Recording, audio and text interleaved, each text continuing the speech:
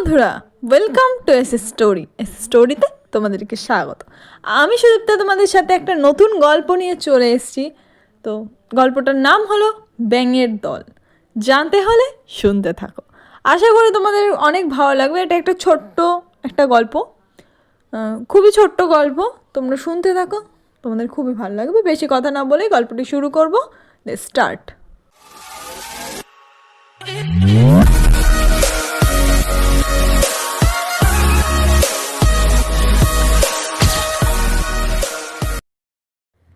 একবার একদল ব্যাঙ বনের মধ্যে দিয়ে যাচ্ছিল। এমন সময় এই ব্যাঙের দল থেকে দুইটি ব্যাঙ গভীর গর্তে পড়ে গেল। গর্তটি এতটা গভীর ছিল যে সেটি থেকে উঠে আসা খুবই কঠিন। তবুও ব্যাঙ দুইটি তাদের সাধ্যমতো চেষ্টা করে যাচ্ছিল। দলের অন্য ব্যাঙগুলো বলা বলি করছিল যে এদের এই গর্ত থেকে বের হয়ে আসার কোনো আশা নেই, কিন্তু আদম্য ব্যাঙ দুটি চেষ্টা করতেই থাকলো। তারা প্রাণপণে লাফিয়ে লাফিয়ে খাতটির ঢালু জায়গা পার করে শেষের দিকের খাড়া অংশের কাছে এসে এসে আবার উল্টে নিচের দিকে পড়ে যাচ্ছিল।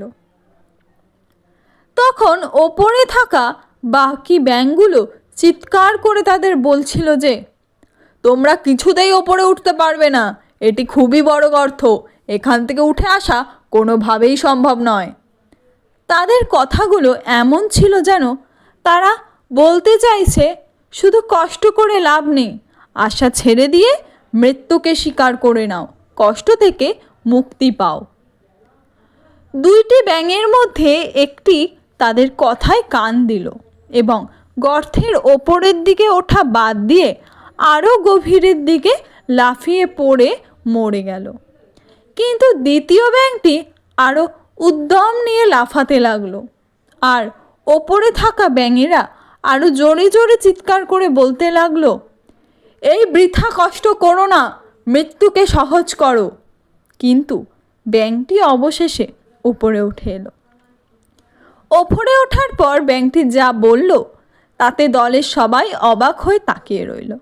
ব্যাঙটি বলল, উপরে থেকে তোমাদের চিৎকার করে করে আমাকে উৎসাহ দেওয়ার কারণেই আমি মনোবল পেয়ে ওপরে উঠে আসলাম। তোমরা না থাকলে আমি হয়তো হাল ছেড়ে দিতাম। আমি কানে শুনতে পাই না, শুধু চোখে দেখেছি। তোমরা গলা ফাটিয়ে আমাকে ওপরে উঠে আসতে বলছো। গল্পটা দেখে তাহলে আমরা কি শিখলাম? আমরা এটাই শিখলাম যে আশেপাশের মানুষের একটু উৎসাহ মানুষকে কঠিন বিপদের সামনে এগিয়ে যেতে সহায়তা করে এবং নেতিবাচক কথায় কান না দিয়ে নিজের লক্ষ্যে অবিচল থাকতে সফলতা আসে। গল্পটা কেমন লাগলো তোমাদের? আশা করি ভালো লেগেছে। তো ভালো লাগলে আমাকে কমেন্টে জানিও, লাইক করো, শেয়ার করো, সাবস্ক্রাইব করো। তো খুবই শিগগিরই আমি পরের ভিডিও নিয়ে চলে আসবো। ততক্ষণের জন্য টাটা।